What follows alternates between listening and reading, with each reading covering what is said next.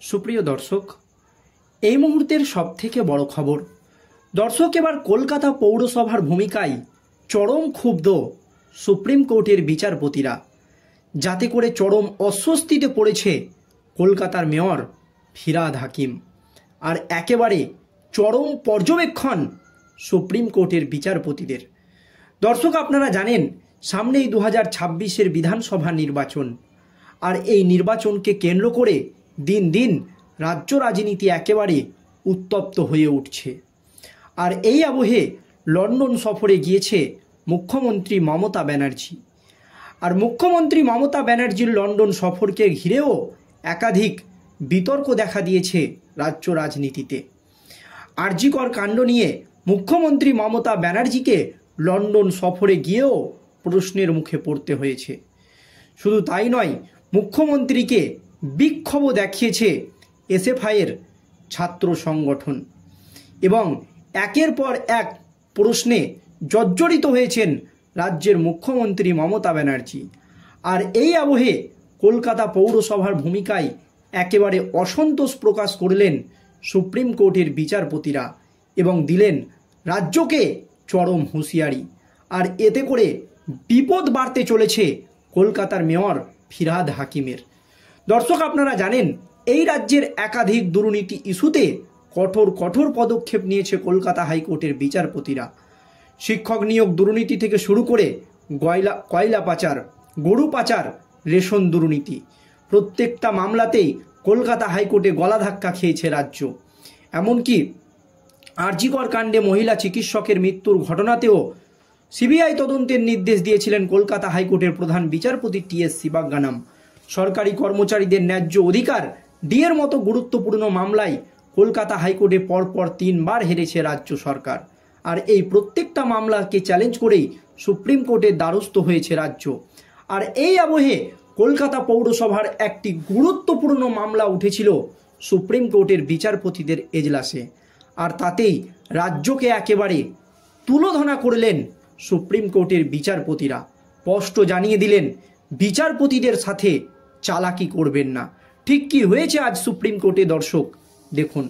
কলকাতা সহ দেশের মেট্রো শহরগুলিতে লোক নামিয়ে ম্যানহোল সাফাই করাতে গিয়ে যত মৃত্যুর ঘটনা ঘটেছিল, সেই সব ক্ষেত্রেই 30 লক্ষ টাকা করে ক্ষতিপূরণ 4 সপ্তাহের মধ্যে মেটানোর নির্দেশ দিল সুপ্রিম কোর্ট।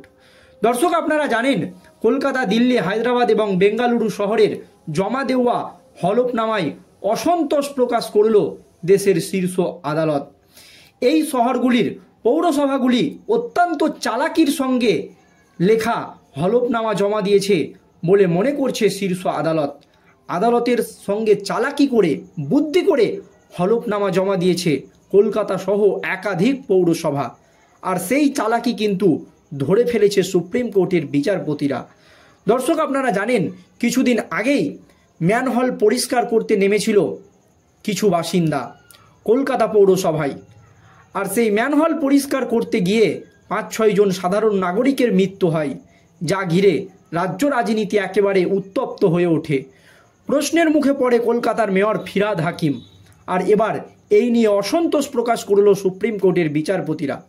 কারণ এই শহরগুলির পৌরসভাগুলি অত্যন্ত চালাকির সঙ্গে লেখা হলফনামা জমা দিয়েছে শীর্ষ আদালতে। আদালতের সঙ্গে চালাকি করছে এই শহরগুলি। নির্দেশ পালনের মিথ্যা ছবি তুলে ধরার চেষ্টা করা হয়েছে বলেও অভিমত আদালতের। আদালত যে নির্দেশ দিয়েছে তার মিথ্যা ছবি তুলে ধরার চেষ্টা করছে এই গুরুত্বপূর্ণ শহরগুলি। পরবর্তী হলফনামা যথাযথ না হলে স্বতঃপ্রণোদিত আদালত অবমাননার মামলা চালু করার হুঁশিয়ারি দিয়েছে সুপ্রিম কোর্টের বিচারপতিরা। এরপরে যদি হলফনামা সঠিক না হয় বা হলফনামায় সঠিক তথ্য এই পৌরসভাগুলো না দেয় বা এই শহরগুলো না দেয়, সেক্ষেত্রে আদালত অবমাননার রুল জারি করে মামলা শুরু করার হুঁশিয়ারি দিয়েছে সুপ্রিম কোর্টের বিচারপতি। এবং বিচারপতি অরবিন্দ কুমার এই হুঁশিয়ারি দিয়েছে। দর্শক, 29শে জানুয়ারি 6টি মেট্রো শহরে অবিলম্বে লোক নামিয়ে ম্যানহোল এবং নর্দমা সাফাই বন্ধ করার নির্দেশ দেয় বিচারপতি সুধাংশু ধুলিয়া এবং বিচারপতি অরবিন্দ কুমারের ডিভিশন বেঞ্চ। শহরগুলি যথাক্রমে দিল্লি, মুম্বাই, কলকাতা, চেন্নাই, বেঙ্গালুরু এবং হায়দ্রাবাদ। তবে কত দিনে কিভাবে এমন ব্যবস্থা বদলানো হয়েছে বা হবে তা জানাতে বলা হয় শহরগুলির চিফ এক্সিকিউটিভ অফিসারদের। বেঙ্গালুরু শহর থেকে কোনো হলফনামা জমা পড়েনি। তাছাড়া কলকাতা, দিল্লি এবং হায়দ্রাবাদের কর্তৃপক্ষকে পরবর্তী শুনানিতে তাই ব্যাখ্যাসহ হাজিরা দেওয়ার নির্দেশ দেওয়া হয়েছে।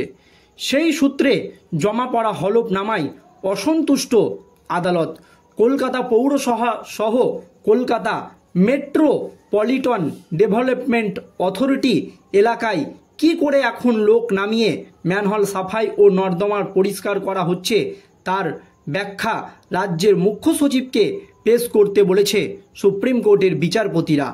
দর্শক, 2 ফেব্রুয়ারি ম্যানহোল সাফাই করতে গিয়ে হওয়া 3টি মৃত্যুর পরিপ্রেক্ষিতে এফআইআর করা হয়। ওই কাজের দায়িত্বপ্রাপ্ত ঠিকাদারকে 10 লক্ষ টাকা ক্ষতিপূরণ দিয়েছেন বলে পৌরসভার তরফে জানানো হয় আদালতকে। যদিও আদালত মৃত্যু পিছু 30 লক্ষ টাকা ক্ষতিপূরণের নির্দেশ দিয়েছে। যদিও কলকাতা পৌরসভার তরফ থেকে সুপ্রিম কোর্টে জানানো হয়েছিল যে 3 জন নাগরিকের মৃত্যু হয়েছে কলকাতায় ম্যানহোল পরিষ্কার করতে গিয়ে, সেই 3 জন নাগরিককে 10 লক্ষ টাকা করে ক্ষতিপূরণ দিয়েছে কলকাতা পৌরসভা। এই কথা কিন্তু ফিরহাদ হাকিমই হয়তো ঘোষণা করেছিল, আপনারা জানেন। কিন্তু সুপ্রিম কোর্টের নির্দেশ অনুযায়ী যে ব্যক্তিরা মৃত্যুবরণ করবে এই সমস্ত ম্যানহোল পরিষ্কার করতে গিয়ে তাদেরকে 30 লক্ষ টাকা ক্ষতিপূরণ দিতে হবে। কিন্তু রাজ্য সরকার না দিয়ে এক্ষেত্রে চালাকি করছে। তাই একেবারে চরম হুঁশিয়ারি সুপ্রিম কোর্টের বিচারপতিদের।